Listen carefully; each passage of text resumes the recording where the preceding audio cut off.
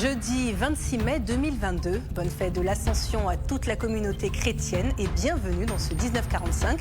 Il n'y a pas d'âge pour prendre conscience de ses valeurs et de son potentiel. D'ailleurs, plus tôt on le sait et mieux on se porte car cette confiance impacte autant la vie personnelle que les choix scolaires et professionnels.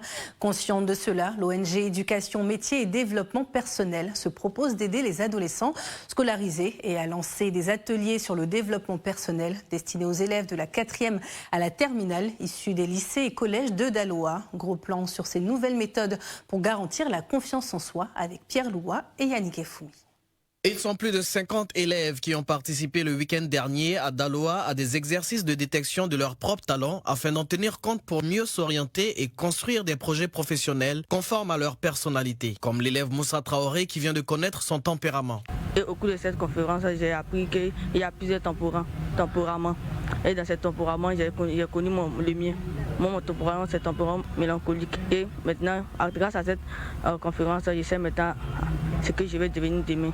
Des exercices ont été organisés par l'ONG Éducation, Métiers et Développement Personnel avec la collaboration des responsables de l'éducation régionale de Daloa. Il s'agit d'accompagner l'enfant dans son libre choix, a soutenu l'inspecteur d'orientation Étienne Assielou avant de mettre en garde les parents qui prédestinent l'avenir de leur enfant. De quelqu'un qui est PDG d'une entreprise ne peut pas voir son enfant devenir maçon.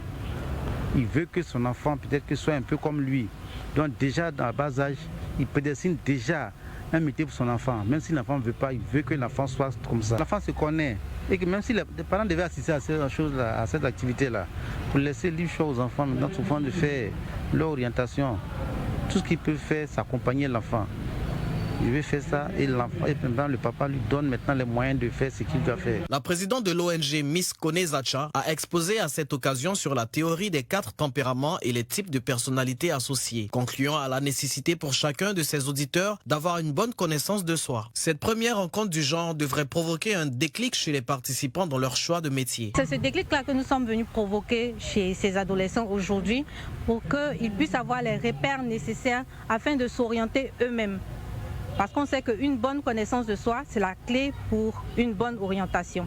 Et un enfant qui est focus sur son orientation, forcément, de façon subtile, on le détourne de tous ces phénomènes qui minent l'école, les grossesses en milieu scolaire, la drogue, la tricherie et les arnaques. Et c'est vraiment le but ultime de nos actions sur le terrain. L'atelier de développement personnel sur l'orientation vise à renforcer les compétences des élèves pour qu'ils soient capables d'identifier leur type de tempérament, refuser la médiocrité et les distractions malsaines, trouver des stratégies pour identifier et nourrir leurs passions et bien choisir leur futur métier.